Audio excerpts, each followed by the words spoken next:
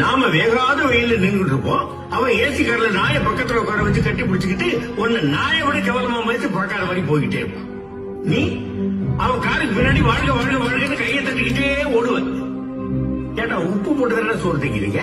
யோசிச்சு பாரு.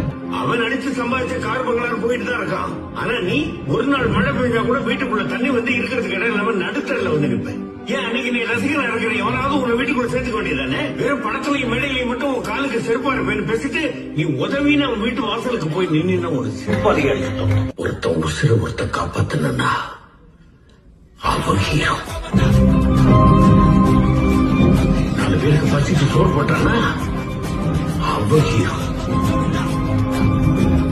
தான் படிக்கலைனாலும் 10 பிள்ளைங்க படிக்கிறதுக்கு பள்ளிக்கூடத்தை கட்டினா அவன் ஹீரோ. மற்றதெல்லாம் இன்னைக்கு மட்டும் இல்ல, என்னைக்குமே ஒரு தாய் மாமனா